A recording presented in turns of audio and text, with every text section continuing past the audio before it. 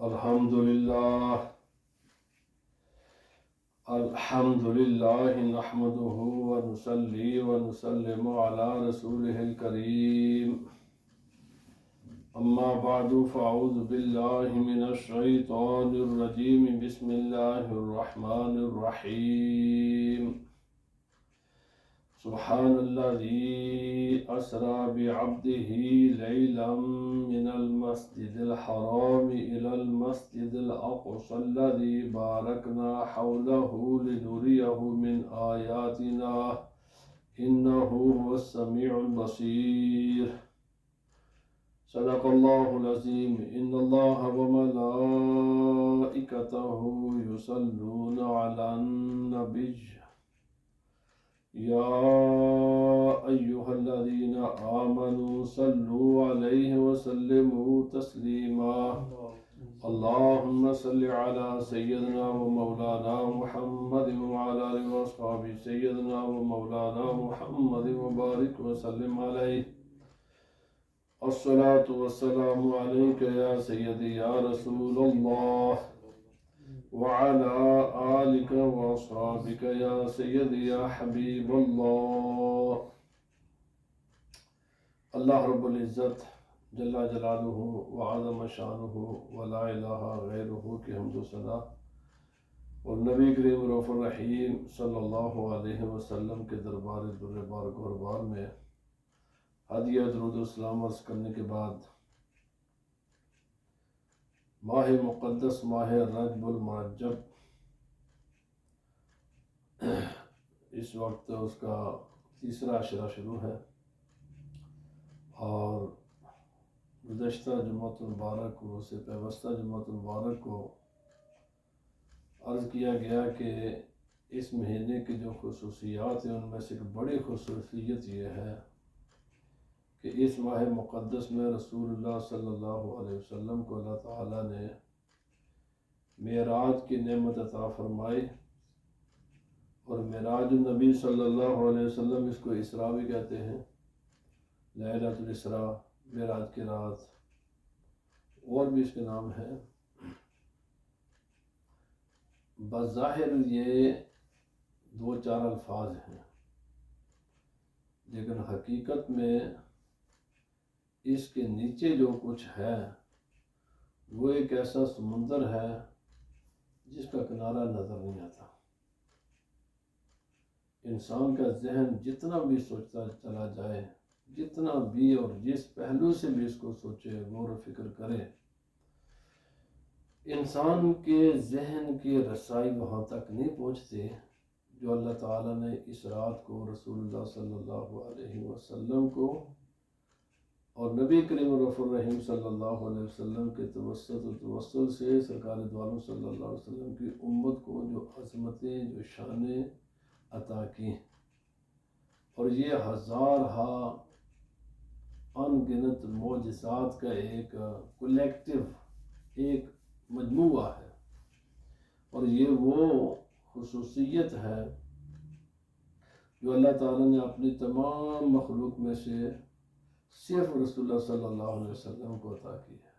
کسی اپنے نبی کو بھی اللہ تعالیٰ نے یہ عظمت عطا نہیں کی، حالانکہ انبیاء کی شانیں سبحان اللہ۔ میں نے عرض کیا تھا کہ قرآن و سنت، احادیث صحیحہ، دو مقامات پر قرآن پاک نے اس معجزے کا ذکر کیا، خصوصاً ذکر کیا بڑے اہتمام کے ساتھ۔ وقت نہیں ہوتا کہ ان نکات کو بیان کیا جائے جو علماء نے جن الفاظ کے ساتھ اللہ تعالیٰ نے اس معجزے کا ذکر کیا، ان کی حکمتیں، ان کے رموز بیان کیا جائے۔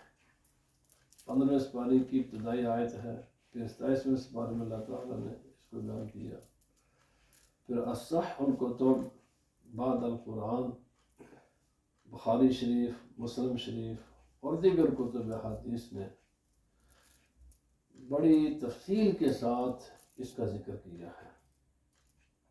ان تمام قرآنی آیات احادیث صحیحہ، روایت صحیحہ کو سامنے رکھ کر اہل سنت و جماعت کا یہ عقیدہ ہے کہ رسول اللہ صلی اللہ علیہ وسلم کو ایک تو معراج جسمانی ہوئی، یہ کوئی روحانی واقعہ نہیں ہے، یہ کوئی خواب کا واقعہ نہیں ہے، یہ جسم کا واقعہ ہے۔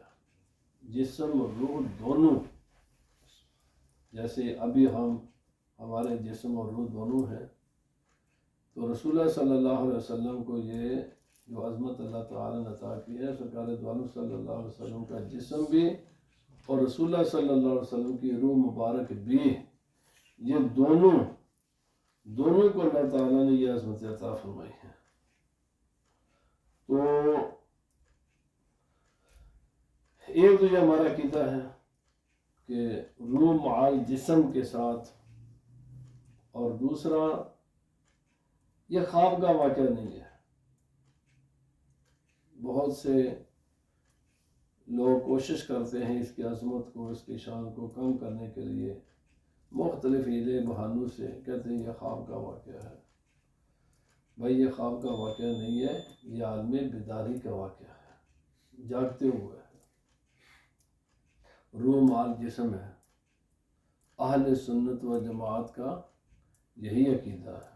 باقی جو خواب وغیرہ کی باتیں کی جاتی ہیں، یہ رسول اللہ صلی اللہ علیہ وسلم کو ایک مرتبہ خدا تعالیٰ نے یہ عظمت عطا نہیں کی، ایک سے زائد مرتبہ کی ہے۔ اور جہاں پر خواب کا ذکر ہے وہ ایک الگ واقعہ ہے، وہ یہ نہیں ہے، یہ الگ واقعہ ہے، وہ ایک الگ واقعات ہے۔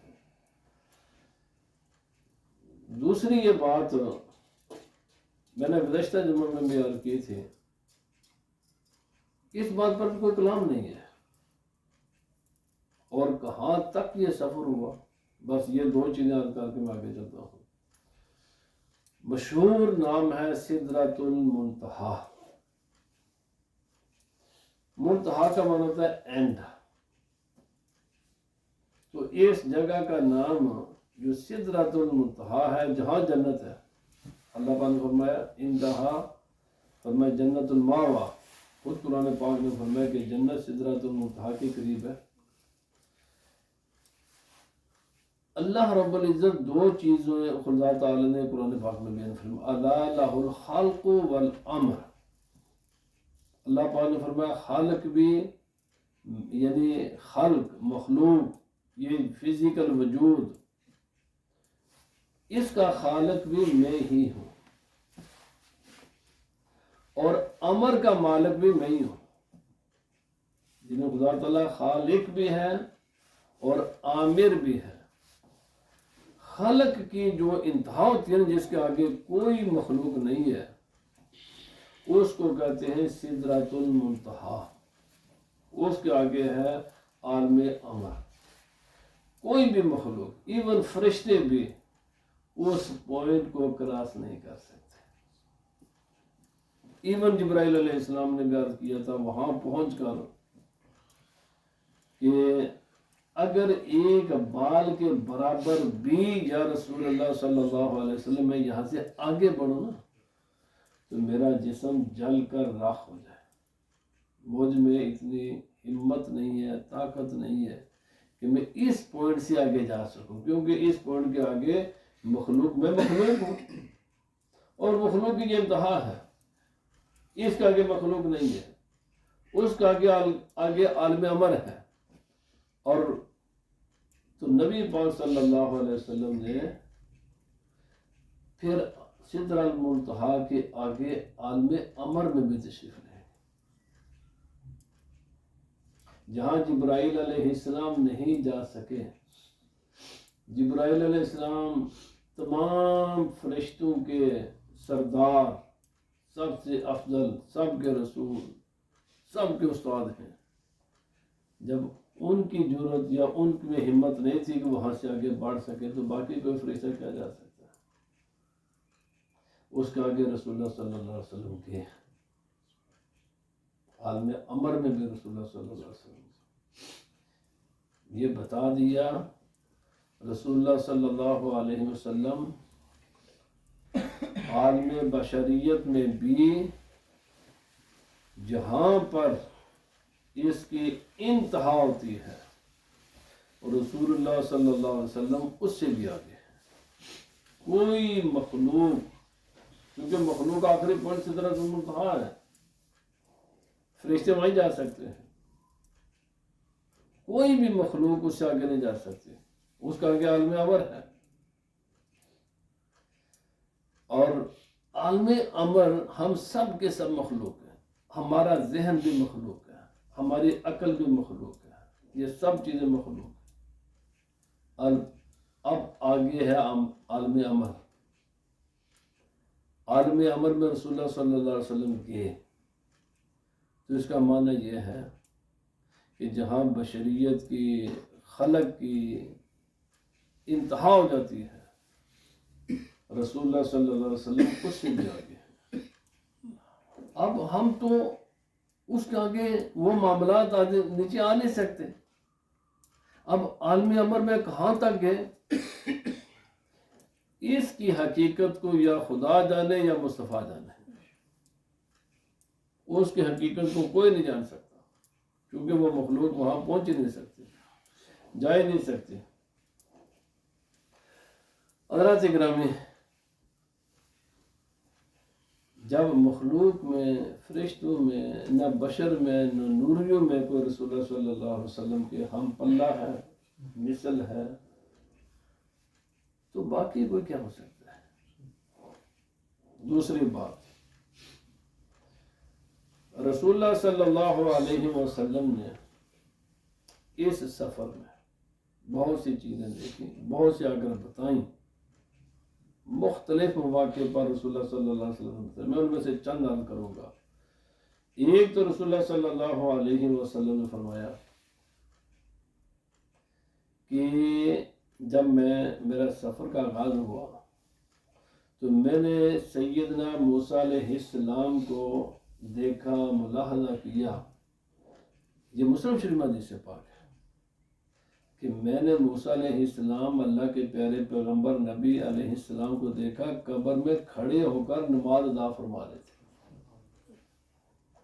اب ذرا غور و فکر کریں، رسول اللہ صلی اللہ علیہ وسلم براق پر، اور براق کی رفتار،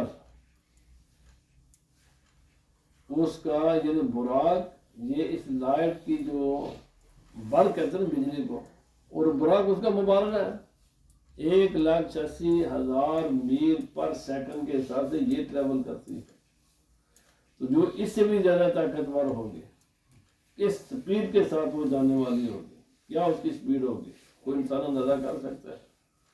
رسول اللہ صلی اللہ علیہ وسلم پر اس پر سوار بھی ہیں اور ملاحظہ بھی فرما رہے ہیں کہ نیچے کیا ہو رہا ہے، اور موسیٰ علیہ السلام اپنے قبر انور میں اور نماز ادا فرما رہے ہیں کھڑے ہو کر۔ پہلی بات تو نبی پاک صلی اللہ علیہ وسلم کی نظر کا اندازہ لگا ہے۔ میرے بھائی، یہ تو بے شمار حدیث ہے کہ رسول اللہ صلی اللہ علیہ وسلم زمین پر ہوتے، آپ خبر دیا کرتے تھے وہ چیزیں جہاں عام انسان نہیں، کسی کی نظر نہیں جا سکتے۔ نبی صلی اللہ علیہ وسلم کو وہ چیزیں اس لیے ہے، یہ حدیث پاک ہے، نبی صلی اللہ علیہ وسلم فرمایا جو میں دیکھتا ہوں وہ تم نہیں دیکھتے، جو میں سنتا ہوں وہ تم نہیں سنتے۔ یہ مشہور حدیث ہے، نبی صلی اللہ علیہ وسلم وہ جو قبر پر سے گزرے اور فرمایا 2 ٹنگیاں لے کر آؤ اور یہاں رکھو کہ ان کو عذاب ہو رہا ہے، یہ پیشاب کی چھینٹوں سے انہیں بچا کرتا تھا اور یہ غیبت کیا کرتا تھا، تو وہ دونوں مردے تھے نا، قبر میں تھے نا، نبی پاک صلی اللہ علیہ وسلم زمین کے اوپر تھے نا، دیکھ رہے تھے کہ زمین کے نیچے جو مرنے والے کے ساتھ کیا ہو رہا ہے اور اس کا سبب بھی کیا ہے۔ آپ اسی شب معراج کو رسول اللہ صلی اللہ علیہ وسلم دیکھ رہے ہیں کہ موسیٰ علیہ السلام ہیں اور وہ اپنی قبر انور میں کھڑے ہو کر نماز ادا فرما رہے ہیں، اور یہ تو کئی بار بخاری مسلم شریف کا حدیث پاک میں ہے، نبی پاک صلی اللہ علیہ وسلم نے ایسے ہاتھ آگے بڑھایا، پھر تھوڑا سا ہاتھ پیچھے کر لیا. صحابہ نماز میں نبی پاک صلی اللہ علیہ وسلم سے صحابہ کرام نے عرض کیا سنو آپ نے ایسے ہاتھ بڑھائے پھر پیچھے کے لیے ہم نے کبھی آپ کو ایسے کرتے ہوئے نہیں دیکھا, کیا سبب تھا؟ نبی پاک صلی اللہ علیہ وسلم نے فرمایا میں دیکھ رہا تھا کہ جنت کے انگوروں کے جو بڑے بڑے گچھے ہیں نا, گچھے وہ جنت کی دیواروں سے باہر لٹکے ہوئے ہیں. تو میں نے کہا چلو ایک توڑ کر لے آتے ہیں اپنے غلاموں کو کھلاتے ہیں, اور وہ ایک دانے پوری دنیا کے لیے کافی ہوگا. پھر میں نے کہا نہیں, یہ غیب کی چیزیں ہیں, ان کو غیب ہی رہنے دو. پھر وہ ایمان بالغیب پر فرق آئے گا نا. تو پھر میں نے صرف اس لیے ہاتھ پیچھے کیا, یہ نہیں کہ میں وہاں سے لا نہیں سکتا تھا, صرف میرے رب نے ان نعمتوں کا وعدہ اگلی دنیا کے لیے کیا ہوا ہے. اگر میں چاہتا میں نے ہاتھ بڑھایا تھا پہنچ بھی گیا تھا وہاں تک میرا, یہ بھی نہیں کہ پھر میں نے کہا نہیں بھائی ایمان بالغیب پر فرق آئے گا. اس لیے نبی پاک صلی اللہ علیہ وسلم نے جو سرکار دو عالم صلی اللہ علیہ وسلم زمین پر دیکھا کرتے تھے, اتنی حدیثیں اس مسئلے پر. یہاں پر فرماتے جب میں دیکھ رہا ہوں جی آسمان کا ایک چپا بھی نہیں ہے, فرشتے وہاں پر ہر پورے آسمان پر سجدہ ریز ہیں خدا کی بارگاہ میں. تو آپ کہاں تھے؟ مدینہ طیبہ میں زمین پر. دیکھتے کہ جو آسمانوں پر اور ان کو فرشتوں کو حالت سجدہ میں دیکھا کرتے تھے. ایسے جہنم کو بہت سے واقعات حدیث پاک میں. ایسے ہی اس حدیث پاک میں ہے کہ رسول اللہ صلی اللہ علیہ وسلم فرمایا میں نے موسیٰ علیہ السلام کو دیکھا کہ قبر انور میں کھڑے ہو کر نماز ادا فرما رہے ہیں. اب یہاں پر دیکھیں, یہی سیدنا موسیٰ علیہ السلام اپنی قبر انور میں نماز ادا کر رہے ہیں کھڑے ہو کر. بھائی کھڑے ہو کر زندوں کا کام ہے. انبیاء کرام یا اہل سنت و جماعت کے جو عقائد ہیں یہ مفروضوں پر قائم نہیں ہے, اور یہ کوئی عقیدت پر نہیں ہے. بڑے سالڈ قرآن و سنت سے بڑے سالڈ اس کی بنیادیں ہیں. اب یہی حضرت موسیٰ علیہ السلام اپنی قبر انور میں بھی ہیں, اور جب رسول اللہ صلی اللہ علیہ وسلم مکہ معظمہ سے چلے, بیت المقدس میں آپ کا پہلا اسٹے تھا, تمام انبیاء کرام رسول اللہ صلی اللہ علیہ وسلم کے استقبال کے لیے مسجد اقصی میں موجود تھے. اب یہ صرف موسیٰ علیہ السلام نہیں بھائی, تمام انبیاء کا اندازہ لگائے استقبال زندہ لوگ کیا کرتے ہیں یا مردہ کیا کرتے ہیں, اور سارے کے سارے نبی, اور پھر نبی کی رفتار کا بھی اندازہ لگاؤ. موسیٰ علیہ السلام راستے میں قبر میں نماز بھی پڑھ رہے ہیں, اور نبی پاک صلی اللہ علیہ وسلم سے پہنچنے سے پہلے بیت المقدس میں بھی استقبال کرنا تھا نا. اور یہ سارے کے سارے اللہ کے نبی مسجد اقصی میں موجود ہے. پھر اب اٹھائیں مسلم شریف, اٹھائیں بخاری شریف, اٹھائیں یہ تمام حدیث کی کتابیں. رسول اللہ صلی اللہ علیہ وسلم وہاں سے آپ پھر آسمانوں کی طرف آپ نے عروج فرمایا, چڑھے. پھر وہ براق باندھی گئی, اور فرمایا اسی جگہ پر باندھی گئی. آج بھی وہ پتھر وہاں موجود ہے کہ جہاں پر انبیاء کرام جب مسجد اقصی آیا کرتے تھے تو اپنی سواری کو یہاں ہی باندھا کرتے تھے. اسی جگہ پر نبی پاک صلی اللہ علیہ وسلم کی براق کو باندھا گیا. پھر وہاں سے آسمان پر تشریف لے گئے. ساتوں آسمانوں پر کسی نہ کسی اللہ کے نبی سے ملاقات ہوتی ہے. کبھی حضرت آدم علیہ السلام سے ملاقات ہوتی ہے, کبھی حضرت یحییٰ اور حضرت عیسیٰ علیہ السلام سے ملاقات ہوتی ہے, کبھی حضرت سیدنا موسیٰ علیہ السلام سیدنا ہارون علیہ السلام سے ملاقات ہوتی ہے, کبھی حضرت یوسف علیہ السلام سے ملاقات ہوتی ہے, کبھی حضرت ابراہیم علیہ السلام سے ملاقات. مختلف انبیاء کرام سے نبی پاک صلی اللہ علیہ وسلم ملاقات فرماتے ہیں. یہ وہ سارے کے سارے نبی کہاں تھے؟ اپنی قبور میں. پھر وہاں سے کہاں پہنچے؟ مسجد اقصی میں. مسجد اقصی میں نبی پاک صلی اللہ علیہ وسلم کے پہنچنے سے پہلے پہنچے ہوئے تھے. اور مسجد اقصی سے جب نبی پاک صلی اللہ علیہ وسلم نے آسمانے کی طرف سفر فرمایا تو نبی پاک صلی اللہ علیہ وسلم سے پہلے, اس کا معنی یہ نہیں کہ ان کی شانیں بڑی ہے, وہ استقبال کرنے کے لیے جاتے تھے آسمانوں پر بھی. زمین پر اب یہ جو حاضر ناظر کا مسئلہ ہے یار کوئی اس میں شک رہ جاتا ہے، انبیاء کرام زندہ ہیں، اس میں کوئی شک و شبہ رہ جاتا ہے، اور یہ کوئی بڑی کچی روایتیں نہیں ہیں۔ میں نے پہلے عرض کیا کہ جن لوگوں کا منہ نہیں نا تھکتا یہ کہتے ہیں ہمیں بخاری سے دکھاؤ، ہمیں یہ بخاری مسلم کی روایتیں میں عرض کر رہا ہوں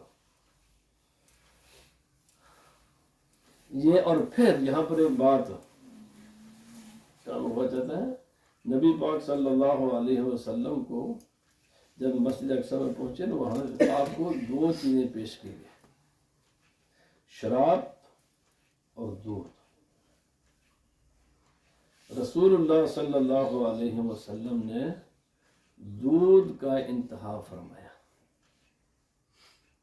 جبرائیل علیہ السلام نے عرض کیا یا رسول اللہ صلی اللہ علیہ وسلم آپ نے فطرت کو پایا ہے، اگر آپ شراب کو لے لیتے تو آپ کی امت گمراہ ہو جاتی۔ میرے بھائی پتہ چلا دودھ یہ انسان کی فطرت کے مطابق ہے، اس کے استعمال کیا کرو، اچھی چیز ہے، مفید ہے ہیلتھ کے لیے۔ لیکن شراب کوئی ایسی بیماری نہیں ہے جسمانی، ذہنی تو ہے ہی نا، اخلاقی جو معاشرتی بیماریاں ہیں نا وہ مجھے اگلے دن بتانے کو، جو کہ میرا اپنا بیٹا پڑھتا ہے نا میڈیکل کے ساتھ ہی انہیں چیزوں کے ساتھ اس کا تعلق ہے، دونوں بیٹوں کا، تو کہنے لگا بھائی کوئی ایسی بیماری نہیں ہے جس میں دو تین چیزیں ہر جگہ ہی آتی ہیں کہ اس کا سبب یہ ہے۔ ان میں سے جو مین سبب ہے نا جتنے بھی جسمانی بیماریاں ہیں نا، انہوں نے کہا میں نے نہیں کوئی دیکھا کہ جہاں پر شراب کا ذکر نہ ہو۔ یہ بیماری سبب شراب شراب کی کثرت نوشی، یہ بیماری سبب شراب، یہ بیماری سبب شراب، یہ بیماری سبب شراب۔ میرے بھائی الحمدللہ مسلمان محفوظ ہے، الحمدللہ گمان یہی ہے، لیکن مزید اپنی اولادوں پر اور پھر یہ دوسری یہ جو ڈرگز وغیرہ ہیں باقی قسم کے ان پر، اور خصوصاً آج کل کی ایک شراب کی ہی ایک طرح وہ یہ ہے، یہ ویڈیو گیمز، الیکٹرانک گیمز، یہ بھی شراب کی طرح یہ ایک چیز ہے۔ جس طرح وہ شراب نقصان دہ ہے نا انسان کی ہیلتھ کے لیے، یہ بھی ایسی دبا کن چیزیں ہیں۔ اپنی اولادوں کو الیکٹرانک گیم سے بچاؤ۔ اچھا اس کا ایک سبب ہے، کل ایک بچہ کل کی بات ہے جی، یہ تو بات کی بھائی وجہ کیا ہے، جب ماں باپ اپنے بچوں سے پیار نہیں کریں گے، ان کو وقت نہیں دیں گے، ان کو اگنور کریں گے، وہ بورڈ فیل کرتے ہیں، اور جب یہ طلاق اور اس قسم کے سوشل جو پرابلم ہے ماں باپ اپنی ڈیزائر کے لیے کریٹ کر کے یہ بچوں کو اگنور کرتے ہیں، پھر اس قسم کے بچے ڈرگز کی طرف جاتے ہیں۔ اس لیے میرا یہ خصوصی طور پر بات اپنے گھروں کے ماحول کو اچھا کرو، خاص کر کے میاں بیوی آپس میں اپنی اولاد کے لیے یہ رول ماڈل بنے پیار محبت کے۔ اور دوسرا، دنیا کی دولت کے پیچھے اتنا مت بھاگیں۔ میں بار بار آپ کو کہتا ہوں میرے بھائی، آپ کی اولاد یہ جو کاغذ کا نوٹ ہے نا اس سے زیادہ ویلیو رکھتی ہے۔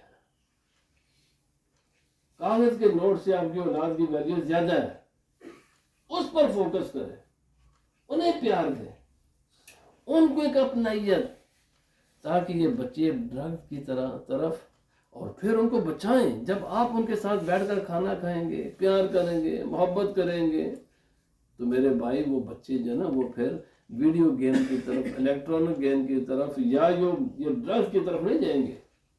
وہ یہ جو ہماری کمی ہے نا وہ اس سے وہ پورا کرنے کی کوشش کرتے ہیں۔ تو رسول اللہ صلی اللہ علیہ وسلم نے دودھ کا انتخاب فرمایا۔ یار دودھ اچھی چیز ہے، بچوں کو دودھ بھی پیو، اچھی چیز ہے، فطرت کے مطابق ہے۔ اور آخری بات عرض کر کے ختم کرتا ہوں، رسول اللہ صلی اللہ علیہ وسلم کو راستے میں ایک بڑی خوبصورت عورت بڑی بناؤ سنگار کر کے بلاتی ہے۔ رسول اللہ صلی اللہ علیہ وسلم نے اس کی طرف کوئی توجہ نہ فرمائی۔ جبرائیل علیہ السلام سے پوچھا یہ کون تھی جو بڑی میٹھی بن کر بلا رہی تھی؟ بڑا میک اپ کیا ہوا تھا. عرض کیا یا رسول اللہ صلی اللہ علیہ وسلم یہ دنیا تھی. دنیا بظاہر بڑی میٹھی ہے، جو عورت کی شکل، جو کہ دنیا کی سب سے خوبصورت چیز عورت ہے، عورت کی شکل میں آئی. اور فرمایا پھر بوڑھے کے تو فرمایا جو جس طرح انسان بڑھاپے کی عمر کو پہنچتا ہے، اب قبر اس کے قریب ہوتی ہے، پچھلا سفر کافی وہ طے کر چکا ہوتا ہے، جتنی بوڑھی عورت کی عمر باقی رہتی ہے اب دنیا کی عمر اتنی ہی باقی رہ گئی ہے. اور دوسرا فرمایا یہ دنیا بڑی بناؤ سنگار کر کے آتی ہے، بظاہر بڑی اچھی لگتی ہے، لیکن بوڑھی عورت اگر اس کا میک اپ اتر جائے تو اس کی اصل شکل کی طرف پھر انسان کا کوئی میلان نہ رہے. اگر انسان دنیا کی حقیقت کو سمجھ جائے، صحیح طریقے سے غور و فکر کرے، تو پھر جس دنیا کے لیے ہم مارے پھرتے ہیں نا، اور جس کے لیے اپنی صحت، ماں باپ، اولاد، ہر چیز کو تباہ و برباد کر دیتے ہیں، پھر آدمی اس کی طرف دیکھی بھی نا. 4 چیزیں ہیں یار، 4 چیزیں اگر اللہ نے دے دی ہیں نا تو پھر باقی وقت اللہ کی عبادت میں صرف کرو. کھانا مل گیا مناسب سا الحمدللہ ہے، کپڑا مناسب سا ہے، سواری کو کار جیسی بھی ہے آپ کے پاس ہے، مکان رہنے کے لیے ہے، تو پھر کیا کرتے ہیں یار باقی ٹائم آپ تو چاہیے، اللہ نے ساری آپ کو نعمتیں دے دی ہے نا، اب اس دنیا کے پیچھے مت بھاگو. کچھ اپنی صحت کا خیال کرو، کچھ اپنے اولاد کا خیال کرو، کچھ اپنے رشتہ داروں کا خیال کرو، جاؤ ان کے پاس بیٹھا کرو، سوشل لائف بھی اپنی بناؤ. پیسہ سب کچھ نہیں ہے میرے بھائی. جن لوگوں نے پیسے کو اپنا خدا بنا لیا ہے نا، بس یہ وہ بوڑھی عورت کی طرح کی چیز ہے. بوڑھی عورت بناؤ سنگار کر کے، لیکن جیسے ہی ان کا چہرہ صاف کرو تو پیچھے بوڑھی ہوتی ہے جناب نظر آتی ہے. یہ دنیا بھی ایسی ہے، انسان کو افسوس بڑا ہوتا ہے. میں نے پاری زندگی میں کیا کرتا تھا، جب انسان بوڑھا ہوتا ہے لیکن اس پچھتائے کا کوئی فائدہ نہیں. اب بھی سمجھ لو کہ دنیا کی حقیقت کچھ بھی نہیں ہے. اللہ پاک ہمیں عمل کی توفیق عطا فرمائے. وما علینا الا البلاغ. اذان پڑھیں گے.